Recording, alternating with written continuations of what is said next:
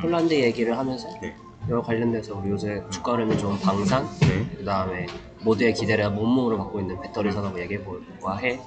아, 방산이랑 배터리 산업 이야기를 해준다고요? 먼저 방산부터 얘기를 좀 해볼까요? 최근에 한국 방산업체들이 폴란드에 럽굴을 받았잖아. 네. 그래가지고 뭐 25조 원 네. 총합해가지고 전투기부터 시작해서 탱크, 그래서 그 중에 K9 자주포, K2 하나, K2 전차랑 그 다음에 이제 3종 세트로 가가지고 3종 세트를 묶어가지고 폴란드가 장기 계약해준다고 25조 잭박 터뜨렸다는 기사가 났잖아. 이게 방산 쪽에서 원래 강국이 독일이었단 말이지. 네. 다들 알다시피. 근데 독일이 이제 그 군비를 축소했잖아. 네. 평화식으로 접어들면서. 근데 우리는 북한하고 자꾸 대치하고 있었으니까 계속 방산 쪽에 라인 돌아갔던 거고.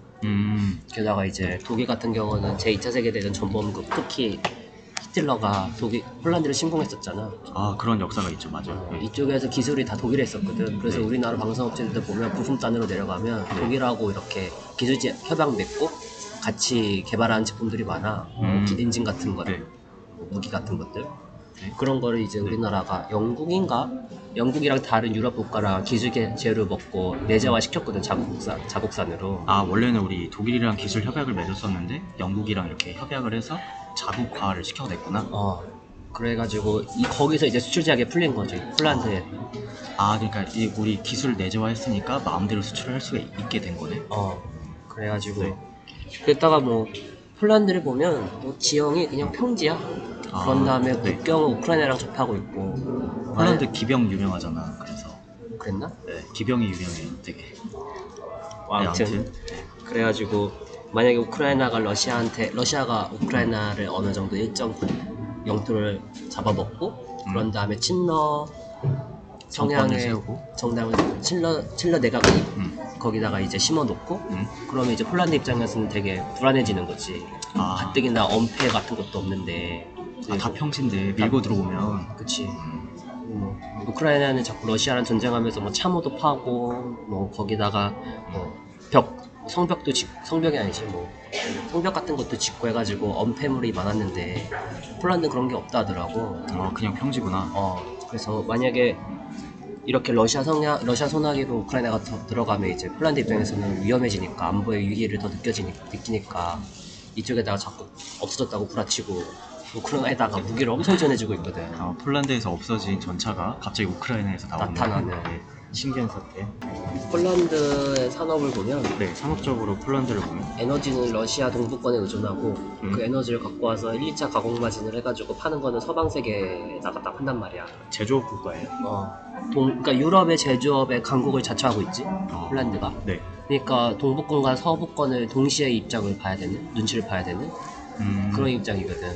동시에 우크라이나의 이러한 이제 국경에 접하니까 이쪽에서도 또 한 번의 안보 의식을 느끼면서 그러니까 이제 폴란드가 서방 세계에서는 최후의 보루. 그러니까 거기에서 이제 이러한 상황을 맥락을 이해하면 거기서 이제 통큰 배팅을 한 게 이해가 되는 거지. 방산 통큰 배팅. 최전선 같은 느낌인 거네. 그치. 서유럽의 입장에서 최전선. 거기가 만약에 우크라이나를 지키지 못하면 폴란드도 위험해지고 그럼 폴란드가 제조업의 중심의 역할을 잃고 또 러시아의 소나기에 들어가면 여기서 이제 서유럽은 또 한 번 자기네 이러한 입지가 좁아지는. 그럼 아예 제조업이 없어져 버리는 그런 독일 말고는 없어져 버리는 느낌이네. 독일은 날라갔지 뭐. 전력 가격이 그렇게 쳐올랐는데 거기다 금수 조치한다고 난리치니까. 그래서 그러면 최근에 그의 연장선으로 이제 배터리 산업도 한번 볼 수 있는 거지. 우리나라 2차 전지 배터리 업체들이 다 폴란드에 몰빵 쳤잖아 거의. 네. 헝가리에는 SDI가 진출해 있고 폴란드에는 SK랑 이제 LG그룹이 진출해 있는데 앞으로 여기서 증설 계획을 더 한다고 이제 계획을 많이 잡아놨는데 전기가 없을 거야 아마 내가. 근데 전력이 없을 것 같다고? 왜냐면 지금 전력비도 올랐지만 이 배터리 한 세 자릿수까지 올라간 것 같아요. 한 100기가와트까지 앞으로 계획을 더 짓는다는 게. K 배터리가. 이 100기가와트가 작은 전력이 아니야. 이거를 만들려면 얼마나 되는 느낌이에요? 느낌상? 모르지. 이 100기가와트의 배터리를 지으려고 하면 얼마나 많은 전력이 들어갈지 아무도 모를 거야 아마. 그러면 거기 이제 100기가와트짜리 엄청난 배터리 공장이 들어서고 거기에서 관련된 기반 시설이 다 들어서야 되는데 그게 다 전력이 필요할 거란 말이야. 산업용 전력이. 근데 이게 부족하다고 보는 게 나는 맞아. 어느 곳에서도 말을 하지 네. 않지만 지금 현 상황에서는. 어, 근데 거기에 폴란드가 한 3,800만 명이거든? 네. 근데 최근에 우크라이나 피난민이 한 4,500만 명 정도? 6월 기준으로? 더 올라갔겠지 지금은? 폴란드로 갔어요? 바로 옆국이니까. 엄청 많이 간 거잖아 한꺼번에. 그러니까 네. 말하고 싶은 거는 산업용 네. 전력수요뿐만 아니라 네. 민간용 전력수요까지도 폭증했을 거란 말이야. 아, 전력 수요가 그냥 완전 늘어났겠네 정말로.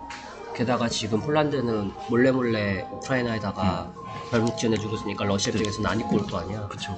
그러니까 에너지에 좀 목줄이 잡혀있는 폴란드 입장에서는 전기가 정말 귀해지는 시간이 점점 다가온다. 폴란드는 아까 에너지를 러시아에서 가져온다고 그랬잖아. 의존도가 굉장히 높아요. 정확한 수치는 모르겠는데 높다고 보는 게 맞아. 내가 이건 찾아볼게. 거기서밖에 네. 없어. 하긴 서유럽에서 유럽이- 에너지가 나올 데가 없는데. 그쵸, 유럽이 뭐 그렇죠. 어디서 갖고 오겠어. 그럼 어떻게 해요? K 배터리 이거 할 수 있는 거예요? 실질적으로? 지금 발표된 투자 계획안들이 100%다 이행된다고 보는 거는 정말 낙관적인 아니란 생각이야. 아 이거 정말 운이랑 모든 게 막 다 맞아야 가능한 거구나. 그치. 지금 자재비가 50% 이상 올랐는데 네. 거기서 이 자재비 50% 오른 거는 네. 조달 코스트를 고려하지 않는 비용이란 말이야. 조달 코스트까지 생각하면 금리가 네. 이렇게 쳐올랐는데 네. 이 만약에 어찌어찌해서 지었어. 근데 이 높은 전기료에 OP 마진 5% 가공 마진 없는 배터리 산업이 이익 낼 수 있을 것 같아. OP 마진이 네. 힘들 것 같은데? 지금 되면 평생 이익 못 낼 수도 있어. 그럼에도 불구하고 이렇게 드라이브를 거는 건 그동안에 뭐 정책에 유럽에서 배터리 유럽 내 배터리 공장을 지으면 여러 가지 지원금도 주고 뭐 세제 혜택도 주고 그다음에 자동차를 유럽 내에서 만들어진 전기차를 구매하면 소비자한테 인센티브도 주니 앞으로 수요가 살 거다 판매량도 늘 거다라는 낙관적인 시나리오 하에 이런 계약을 세웠는데 지금 흘러가는 걸 보니 지금 배터리 전기차보다는 지금 당장 우리 에너지 쪽에 좀 더 급하니 에너지 쪽에 이제 네. EU의 예산안이 우선 할당되고 있단 말이야. 배터리 네. 전기차 보조금은 삭제되고 안 그러면 축소되거나. 그거 기사도 나왔잖아요. 지금 너무 빨리 드라이브를 걸어서 후회하고 있는 유럽 막 이런 식으로. 근데 지금 이 배터리 네. 에너지 트랜지션에 특히 네. 전기차에서 경쟁이 밀리면 네. 평생 못 따라잡을 수도 있어 유럽은. 그럼 얘네 어떡하냐? 또 다시 중국한테 목덜미 잡히는 거지. 아. BYD가 4분기부터 유럽에다가 전기차 갖다 팔겠다는데 이제 러시아가 아니라 이제 전기차 부분에 있어서 중국한테 목덜미를 잡히는 상황이 될 수도 있겠네. 그래서 유럽이 그동안 자동차 제조업 분야에서 헤게모니를 네. 쥐고 있던 그런 경쟁의가 전기차 트랜지션에서 점점 밀리는 그림으로 가는 거지. 그럼 여기에 우리 몰빵이라고 해야 될까? 투자를 굉장히 많이 했던 K 배터리들도 좀 장기적으로 바라봤을 때 힘든 그림이 미국으로 가야지. 미국으로 가야 돼. 에너지가 풍부한 미국. 그리고 아직 산업이 초기 상태인 미국. 내가 만약에 LG랑 SK의 투자 전략에 종사하는 아니면 경영 기획이 있는 사람이라면 난 미국 가. 중국은 경쟁을 못하고. 중국에서는 경쟁을 할 수가 없고. 그러니까 폴란드 상황을 이렇게 보면 배터리 공장을 짓겠다는 거는 굉장히 무모한 판단이야. 거기 있는 전략 하시는 분들도 이거 모르실래요? 만약에 셀사에서 그거를 판단이 서가지고 네. 경영진 라인에서 판단이 서가지고 이걸 결정을 내렸어. 그러면 그 밑에 있는 우리나라 배터리 스택에 있는 뭐 양극재, 네, 뭐 분리나 소재업체들? 소재업체들한테 다 커뮤니케이션 해줘야 되는데 네. 아직까지 판단을 안 내리거나 커뮤니케이션 안 되는 것 같아. 계속 증서 얘기 나오잖아. 유럽에다가. 본인들도 아마 애매한 게 있지 않을까? 좀 이게 단순히 그냥 산업적인 측면에서만 그렇지 말바야 이것저것 다 묶여있을 거 아니야. 결국에는 그러니까 오버캡하러 가는 거야. 그렇게 음. 가면 유효 설비가 남을 수밖에 없고. 그러면 이제 이거 방산과 배터리 두 개로 나눠봤을 때 방산은 동그라미를 쳐줄 수 있을까요? 그렇지. 방사는 네. 해야 돼. 왜냐면 폴란드가 그 네. 유럽 내에서 네. 이런 제조업으로서의 강국의 네. 지위를 가지려면 네. 안보 없이는 누가 폴란드에 진출하겠어. 언제 러시아한테 넘어갈지 모르는데.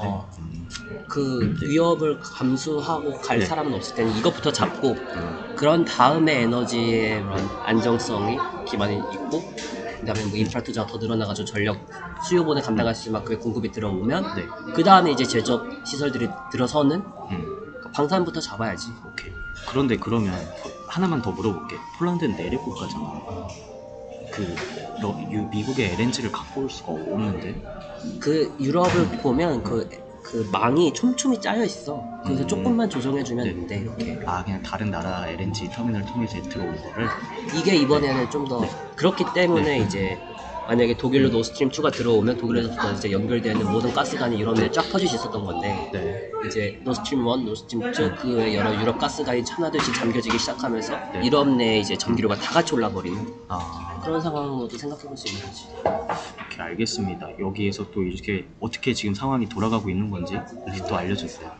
네, 감사합니다. 폴란드의 방산 그리고 배터리 얘기는 여기까지 하면 될까요? 네. 알겠습니다. 뭐 하기로 했지? 기다려봐. 기억이 안 나. 단기